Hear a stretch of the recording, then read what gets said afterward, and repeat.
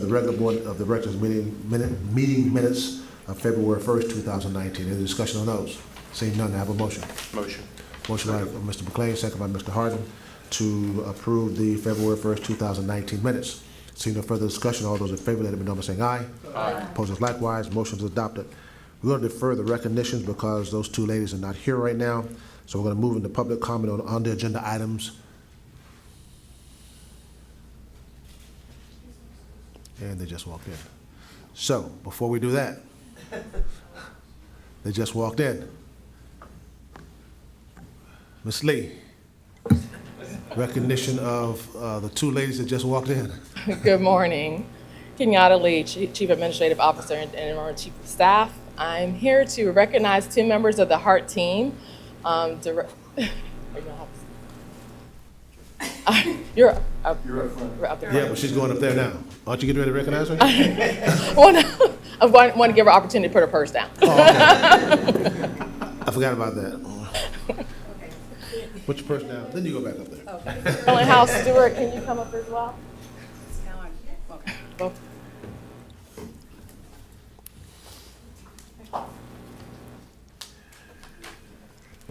In recognition of Women's History Month, on March 1st, we recognized these two women. We actually went to a luncheon as a staff to go to an Onyx magazine, which recognized these two women as being impactful and influential within their communities of the work that they did to honor Black History Month as well. So it was very good, insightful luncheon. Talked about a lot of other women that were from, some of them from the Tampa Bay area, but also from around the country that really gave me some inspiration on how women really move this nation. And these two women are two examples of that. So in recognition of that, we just wanted to honor you for your accomplishments and recognize you during this board meeting. So thank you so much. Thank you.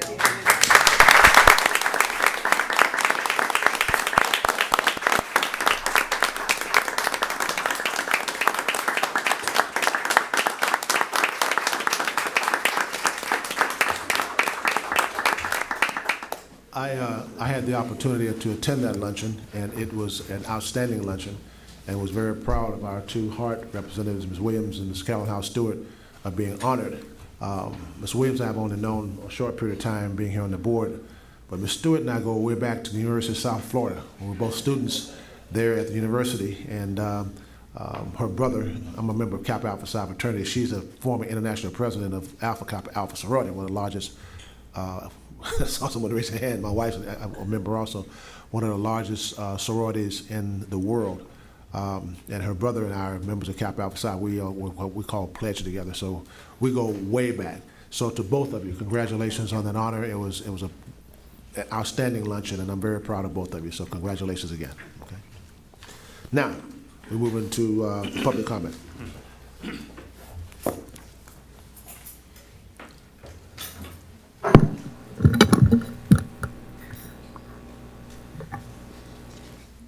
Gave me a workout already this morning. Now, I want to say thank you again for HART. It provides a wonderful service for those of us who are in need of paratransit transportation. And I thank you for the new buses. I had a question about the new buses, about the seating capacity and the seating arrangement, but I just got an answer to that, so I won't bring that up. So praise God, that's been settled. I do have a question about the timeliness of the buses. I understood that they were going to hire more drivers and get more buses so that it would reduce the time that you spent on the buses, and it seems to be lengthening. So I just wanted to put that forward. Also, I wondered if those of us that ride regularly to the same places, if somehow you could group us together. I know this is done to some degree a little bit now, but if you could group us together so that it's not helter-skelter where you're going to Temple Terrace, to Mango, to Town and Country, to Riverview, to, you just all over the place like a ping pong ball. Maybe they could group it a little bit better. That might reduce the time spent on the bus as well. So That's all I had to say today. Okay. I don't know if you want to address that, or you're going to just, You want to get someone to staff? We'll have staff get with you and discuss those items that you brought up concerning the okay. grouping and the purchasing of buses and hiring new drivers. That might be tied up a little bit, but we'll work on that. Okay. Okay, All right. thank All right. you. Thank you. Okay. Thank you. Anyone else? Anyone else? Okay, thank you. Presentations. Mr. Stewart, Tampa BRT study. Thank you, Mr. Chair. As you know, over the last year, we have been working on getting this study initiated. And to give the board some background, over a year ago, discussions with FDOT on the opportunity to look at this specific corridor from USF to the downtown urban core with Fowler, Florida, and our current bus rapid transit up and down Nebraska, the Metro Rapid. So we went forward with a joint participation agreement with the Florida Department of Transportation for the $2.5 million over almost a year ago. However, some things have obviously changed on the horizon for HART. At that time, we had no look at the horizon of opportunity for additional funding, for the need to have to go and completely re-strategize our service and what we're going to look like in the next 2, 5, 10, 15, 20, and now 30 years. So with that, and after discussions with many of you and my discussions with Mr. Limmer, we are asking to bring this back at a future board meeting. Even though we do have a contract ready to award, we do have the opportunity through our procurement policies that we can defer this for another month. During that month, we would like the opportunity to work with Mr. Limmer as he comes on board and really put this in the greater context of our overall planning strategy. This is right now an individual component to that. What we want to be able to do with Mr. Limmer coming on board is to really look at it again in the context of everything that we want to do community-wide. What are our priorities? What are the projects that we're going to move forward? What are our service expansions going to look like? And how does this project specifically fit in before we award and before we move forward, and possibly a project that may not align specifically with the goals and priorities of this board or the community? So with that, I'm requesting that we defer this until a future board meeting, and action item 6D be deferred as well. Why do you want to ask? No, I'm sorry. You recognize. Thank you, Chair. Just to make sure, where are we getting the $2.5 million from? I think this was an FDOT, was it an FDOT study? FDOT money. There's not going to be any us still receiving the money if we delay this for the time frame you just mentioned? No. Okay, that's all I wanted to make sure. Okay, thank you. Councilman Schuster, recognized. Yeah. Thank you, Mr. Chairman. Mr. Stewart, I would just hope that when you and Mr. Limerick and everybody are deliberating on this and re-examining where it's going to go, I would hope that we would look at existing or concurrent studies that are being done on at least part of that corridor, and that serious consideration be given to down to the Temple Terrace area and beyond down to I-75, given the volume of traffic that comes through there every day, twice a day, so in the mornings and in the evenings. Just let's get the best bang from our buck that we can. It's still all tax money that we're spending, whether it comes from our property taxes or whether it's coming through FDOT. We're still spending the money, and no duplication if we can avoid that. Thank you. Ms. Melendez, you recognize. Thank you, Mr. Chair. We discussed this at the Finance and Audit Committee, and there were some concerns raised. I raised some of those concerns, and I just kind of wanted to share some of that with you this morning. And I appreciate staff's kind of deferment on this. But there were some questions, I think, and this is, I want to kind of preface my comments with a couple statements. With all due respect to the current awardee, the second place firm, and the DOT, you know, I don't want my comments to be taken out of context. You know, I'm grateful for this money, and I definitely appreciate the fact that the number 2 firm is who we're negotiating with. My comment is that, given the concerns, I think that were more related to the process and procurement, if we're going to defer this and really look at it, one of the things, when you're looking at a project, any project, and you award it to a particular qualified firm, if you're going to relook at everything, it might be worth looking at the actual process itself. That we only had 2 applicants, and things didn't work out with the number 1. We talked about that a little bit. I just have some concerns about, if we're going to look at everything again, we may need to look at everything again. So that's just wanted to float that out there and let all the other board members know of some of our discussions at the F&A meeting. Thank you. Mr. Harden, you recognize. I'd like to put forward a motion to extend its resolution 2019-0309, correct, to consideration at the future board meeting. So I'll put that out there. Second. What's your motion again? So it's to basically to continue 2019-0309 to the next regular board meeting. Okay. And then I'd like to make a couple comments. I think that while I have less concern about the purchasing process that we went through, I think that the staff probably did their job as well as they could. And I believe we discussed in the Finance and Audit Committee meeting the fact that it's such a large scope that there were 2 firms that answered that, but that there would be a significant amount of local subcontractors that would backfill a good bit of the work. We come out of this with, that we do look at our new budget and our new overarching mission, and that we come out of this with, we take this interim period of time to get back with FDOT and understand the maximum flexibility of how HART can use this $2.5 million in conjunction with these other concurrent studies. And that when we, get back information that it's, actionable information that the Hillsborough County, that the City of Tampa government, that the Planning Commission can use to help to try to align our community planning with what HART needs to accomplish. So, we now have a new TOD committee here at HART. It's met once.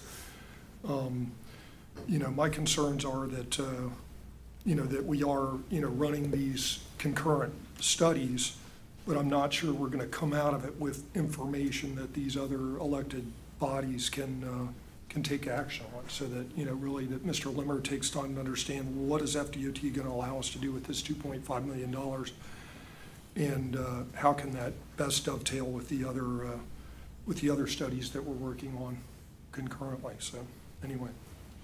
Okay, we have a motion. Commissioner Kipp, you recognize. Thank you. I just want to speak to that motion. I also would have made a motion to continue or to give more time on this.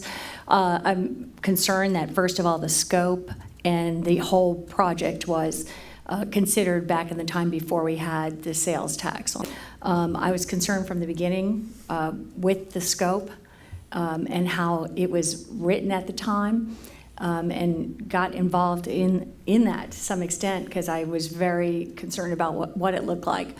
Considering that we now have the tax, we have a new way to look at it, we have a new executive director coming on, I think it's wise to allow for this to be taken. I understand that we have until advantage of this opportunity because FDOT's funding it, that we take full advantage and kind of look this over since we do have a couple months breathing period and get the best project that we possibly can out of this. All right, we have a motion by Mr. Harden, second by Mr. Mechanic to defer this item to our April meeting. Seeing no further discussion, all those in favor, let it be known by saying aye. Aye. Opposed is likewise. Motion is adopted. Move into approval of the employment contract with the Chief Executive Officer. Mr. Smith. Apologies for being late. It was a city garbage truck and a rooster conspiring to not let me pass. If anybody's driven on Ybor Street, anybody's driven on Ybor Street knows what I'm talking about.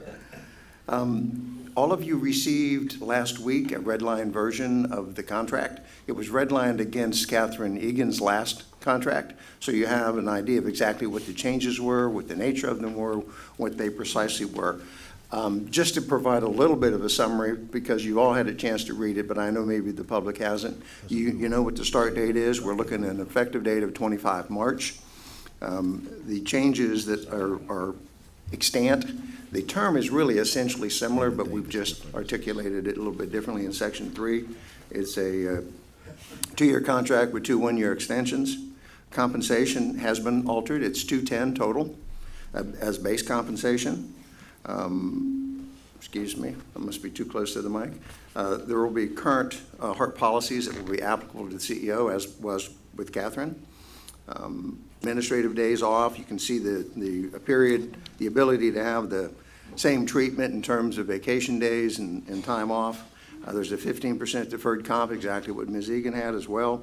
There was some discussion about his tax treatment, so the language is a little bit different in order to provide for that.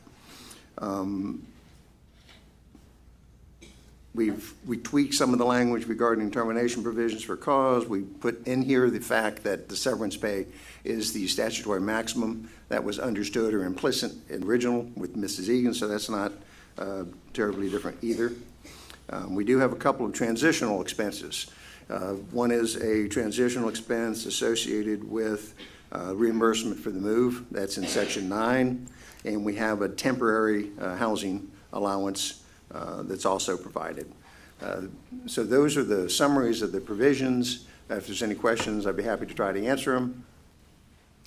Are there any questions? Any questions? So at this time, it will be appropriate to approve the contract? Yes, sir. There's a motion by Suarez, second by Commissioner, mine just went blank, Lord have mercy. Overman? That's what happened when you get old. To approve the contract.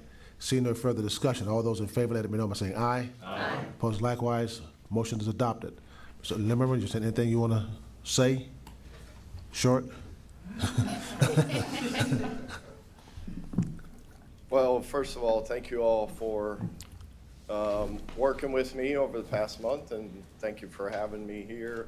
Very excited to get started as soon as possible, quickly transition from my current position, but very excited to be a member of the county, of the community, and the HART team here. So looking forward to March 25th. And looking forward to moving forward with everything we have on our plate. So thank you. Very good. Thank you, sir. All right, interlocal agreement regarding transportation sales tax, sales surtax. Mr. Smith. There are a couple of different issues here. The update in terms of the litigation, we started the deposition of Commissioner White. The document production that was provided by the county was extraordinary. The term of art frequently used in our business is it was a document dump. We got mega doses of information that were not, most of which were not relevant to the litigation. So sorting through that process got involved and convoluted. So there's going to be an additional opportunity to continue the deposition of Mr. White after the appropriate documentation. I won't go into the deposition, but anybody has any questions, I'm happy to go over that in great detail. So that's currently where the litigation is. Otherwise, we're proceeding along with the dates anticipated. We have some motions that are coming up in March. We have an anticipated final hearing May 3rd, and we'll see if those all stay on track, particularly with an unfortunate delay in the deposition. We also are working on the interlocal agreement, which is part of the update. We had a conference call on Friday. I say we, the county, the municipalities, HART, everybody who's basically going to be a party to that agreement, including Dale Bonner on behalf of the clerk. There is a couple of issues time-wise that are inherent in this predicament. One is the clerk needs a document directing it to handle the funds in a manner consistent with Article 11 in the statute. That is normally in the form of an interlocal agreement. I believe the county has a little bit different time frame than we do. I do not have a document approved. We made changes in the document. It was all the attorneys for the various parties. I believe we've come to an agreement as to the form of that document, and we will have something circulated to you soon.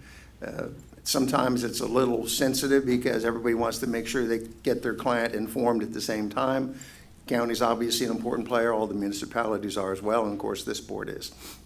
The good news is, conceptually, I believe we have an agreement as to what we think the interlocal ought to do. It's been a little more convoluted than you might anticipate because there's some potential litigation strategies associated with the interlocal agreement. Some are concerned that if you put things in there that are seemed to be ameliorative, it'll enhance the argument that Article 11 was not sufficient on its face. I don't buy that. I think Article 11, and I think Chapter 212.055 contemplates action by the county, and that's what this is. So I would anticipate having a document to you early this week. Sam Hamilton is conducting most of the revisions pursuant to our discussions. Hopefully I can get that circulated to you, and we can get it approved no later than your next meeting in April, which is, I believe, unfortunately on April 1st. So we'll hopefully get that done on a time frame that you can approve it, and we'll get it all done. That won't be before the motions, but that's okay. I think the motions are mostly dealing with standing.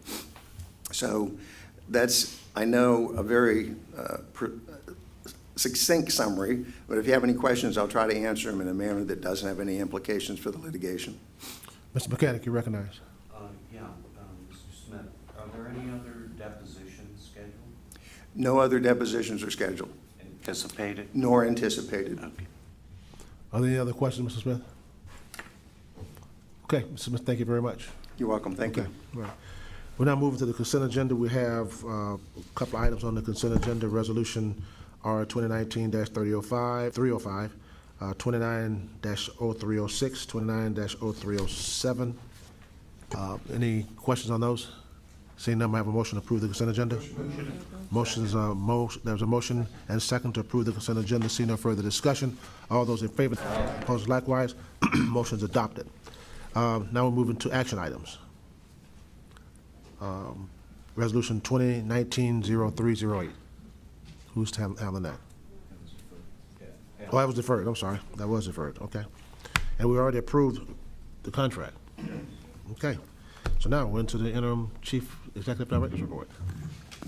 Thank you, Mr. Chair. I have a few items this morning. First and foremost, I wanted Ms. Williams, Vanessa Williams. If you could come up and talk to our, concerning our Pioneers and Innovations 2019 Black History Tours that we have conducted. Sure. Good morning, Mr. Chair and Madam Vice Chair and Board of Directors. I'm Vanessa Brooks, the Director of Communications and Marketing for HART. In February, to celebrate Black History Month, HART launched Pioneers and Innovators as a part of the Taking Transit to the Community initiative.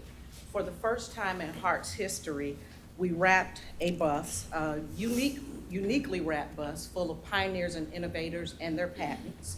And we featured photos and interesting facts of African Americans who contributed not only to transportation advancement, but also to society as a whole. HART team members toured 6 Hillsborough County schools to share educational and fun facts. We actually had trivia games, and we gave away pop sockets and also fans and other HART, as we call it, swag to the children that participated. It was a great opportunity for history and also to share HART with the community. Schools that we visited were Progress Village Middle Magnet, Lomax Elementary, Farrell Middle Magnet, Booker T. Washington, Mort Elementary, and Stewart Middle Magnet. And our outreach efforts totaled 2,275 students that we engaged in the month of February. We actually visited 8 senior centers and passed out handheld fans to them. And we engaged 320 seniors during that process. We also participated in 4 special Black History Month events. Our social impressions during the month of February were 87,393 Twitter impressions, 6,683 Facebook impressions. We also had a video on YouTube. So total reach digitally was 94,073. And we're pretty proud of that. Some of the branding that we did around the county were 10 curbside billboard posters of Black History Month participants, we had bus and streetcar interior cards on all of the buses in revenue service. We had monitors displaying different African Americans during the month of February on our internal monitors. And overall, we are really proud of this campaign. I want to give a special thanks to Ms. Lee, who participated with us, but also Director John Melendez. He came out and he really engaged the kids and gave a very powerful message about Black history. So Director Melendez, very much for that. And we are very excited about what we have coming as it relates to the Taking Transit to the Community initiative. So there is more to come. Thank you very much for your time. Thank you. Thank you. A quick legislative update. I am very happy to report that when the session starts within the next 24 hours, two of our priorities, the stormwater repairs for our 21st Avenue facility and our ITS, which is the infrastructure, information technology infrastructure for our bus fleet, both have sponsors. And they're both moving forward with Representative Toledo leading the charge for our stormwater and Representative Driscoll for moving forward with our ITS upgrades. I will say that I have been more happy during the prep for this legislative session than I have been in the last 7 years of prepping for legislative sessions with the folks that we have helping us move this forward. So we will continue to provide you an update. Right now we are developing a schedule for Mr. Limmer to go to Tallahassee the first week of April to work on our priorities for us. So again, a great update on where we're at. I'm very pleased that we have our sponsorships, and hopefully we will see some of this funding coming through the door. The next item I wanted to report, since we will not be having a Finance and Audit Committee in the month of March due to lack of an agenda, we received the findings back from our 2018 audit, our financial audit. We have 0 findings, great bill of health. It at the April Finance and Audit Committee meeting, and then the board will consider it for adoption and accepting at the May board meeting. Last but not least, this is my last board meeting as the interim chief executive officer, and I wanted to say thank you for your confidence in me over the last 13 months and 2 weeks and 3 days. And I appreciated all of your support. We did a lot of great things over the last year, but we're ready to move into a new era. And Mr. Limmer and I have talked almost every day, starting that turnover process. And on March 25th, I will be your CFO and not sitting here. So again, I wanted to say thank you for all of your support, the work that you did with not only myself, but our staff, and we're moving on. So thank you.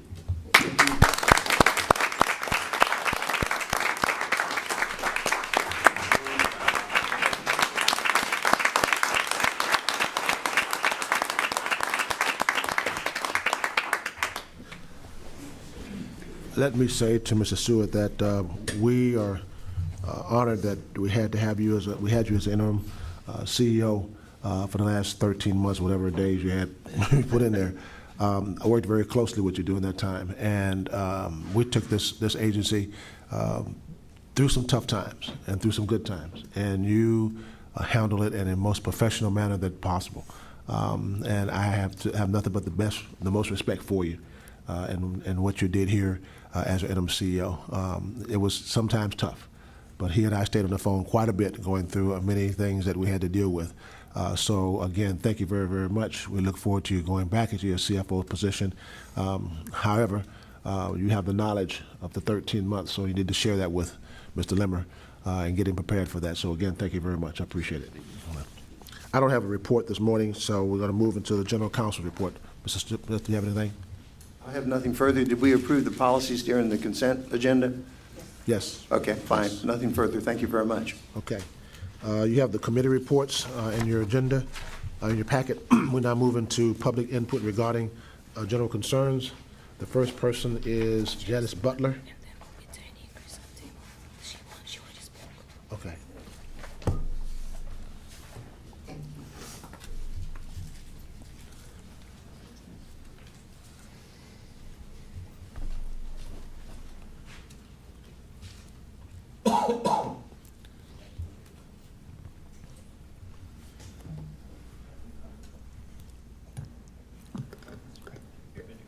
Good morning. Good morning. I appreciate this time. that you've given me to speak, and I just have one thing of concern right now. I've noticed that the drivers, the veteran drivers versus the newer drivers, and when the veteran drivers will call in to dispatch and say, my agenda says to do this, this, and this, but it makes more sense to do it a different way, they're told, okay, that's fine.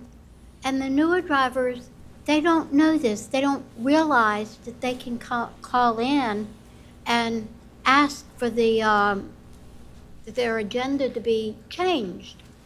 So they tell us, we can't do that. We have to do it the way, exactly what it says on our manifest. And so therefore they might do that, and I'll use myself as an example. They will go past my street and we'll say halfway to Suffner, make a drop off there, turn around, come back in the same direction, make a U-turn, and then go in and drop me off. They've wasted time, they've wasted gas and wear and tear on the bus, when all they needed to do was call in and say it makes more sense to do it another way. And they, just a little more education for the newer drivers might make a big difference. But I have, on the other hand, I've noticed that when I go to my meeting on Thursdays to the Lighthouse for the Blind, that they have gotten it together, and they have like 6 or 7 of us on the same bus instead of one at a time picking us up and taking us maybe one to Brandon, come back, and another one goes to Brandon. And I realize there's a time frame that they have to stay within, but certainly they could do a little better if they called in and asked. And that's all I have to offer right now. Okay. Thank you, and have a great day. You too. Thank you, Ms. Butler.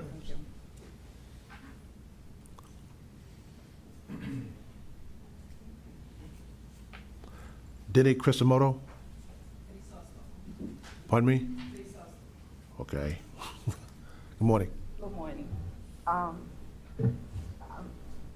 ATU organizer. ATU organizer Denny Crisostomo. I'm here to get an update on the December 3rd meeting that we were all here concerning our safety and our security at the job. We haven't heard anything. Nobody had contacted us to address anything, so that's why I'm here. Also, there's drivers that are being assaulted, and HART is not doing anything about it, and we want, resolution for that. Another thing, fumes is killing us. What's getting you? The fumes on the buses are killing us. We are all getting sick from it. Every day when you drive one of those buses, you get headaches, you get dizzy, and at the end of the day, when you're trying to go home, and let's say like me, and go home and treat my kids, I can't because I have headaches, I got nauseous, and I feel tired because of the fumes. So we just want updates, we just want resolution. Nothing has been done. And we was here December 3rd, it's already March. Thank you. Thank you. Mr. Smith, you recognize. Yes, I just wanted to make sure the board was aware there is yet another piece of litigation pending. There's been a 1983 action brought on behalf of, I believe, the union and some of its members on the basis that they've been denied their First Amendment rights and protesting the issues that this young woman is bringing to your attention again today. I say that simply because we need to be careful what we say when we're in litigation.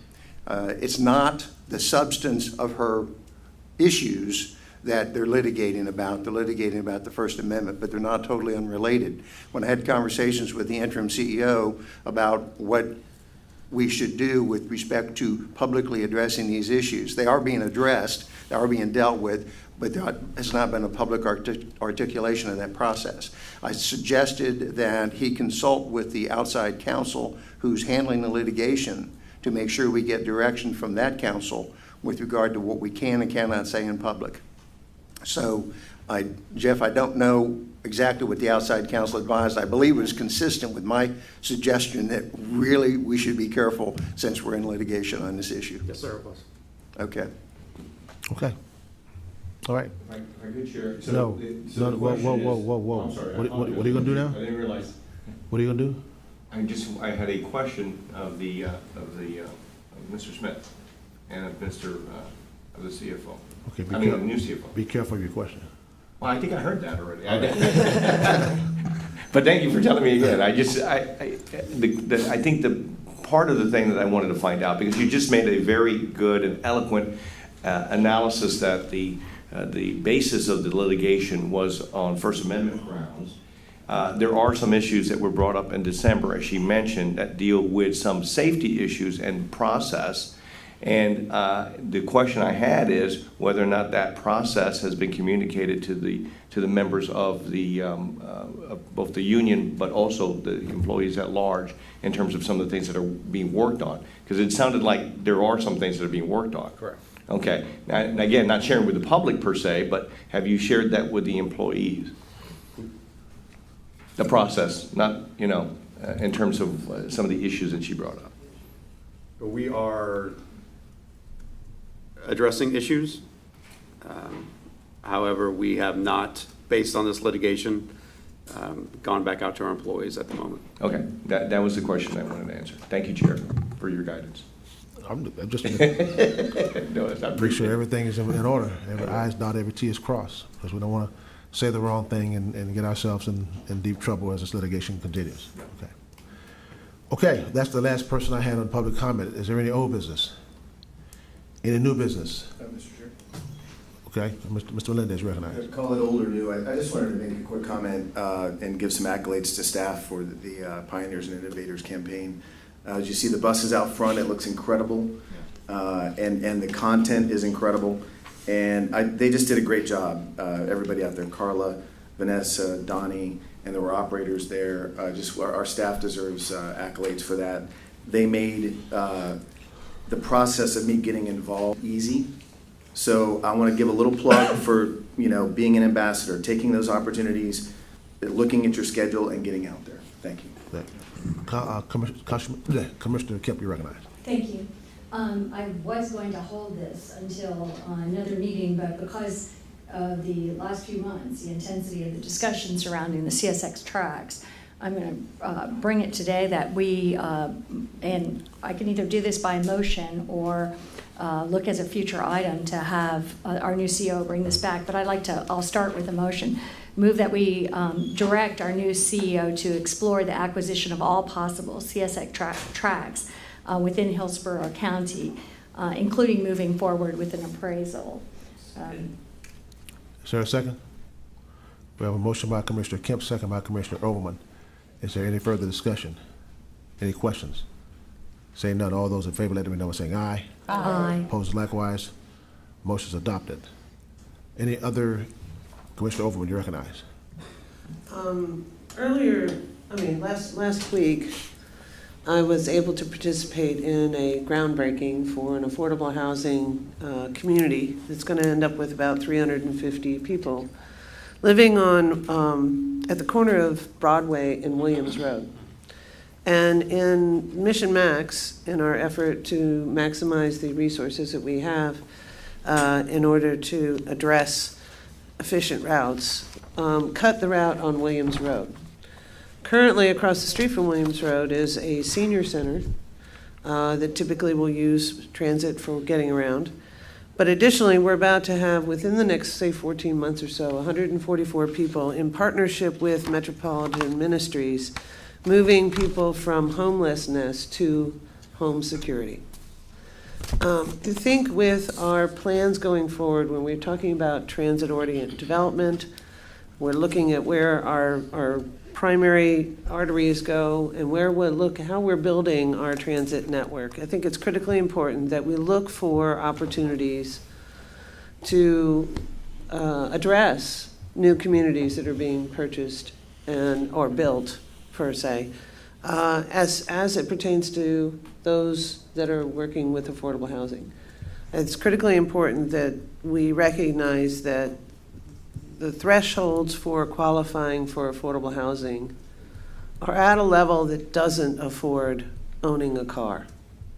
And so I think it's critically important that we make those matches. This project started when that stop was being serviced, and in the process of getting through the permitting and finally to the point where they're breaking ground, there's no longer a bus stop within that area. So I think it is going to be important in our planning, messaging to our new CEO and those that are working on our studies to recognize where there is established affordable housing resources already being built, and that we look to working with affordable housing developers to communicate with HART on the need for the resources for the citizens that live there. I think that's working together might actually produce a better result. So, thank you. Thank you, Commissioner Overland. Well put, well put. Any further old business or new business? Wow. Those who want to go to parade, you got a lot of time to get there. You got to lunch first, so. Seeing none, we adjourn.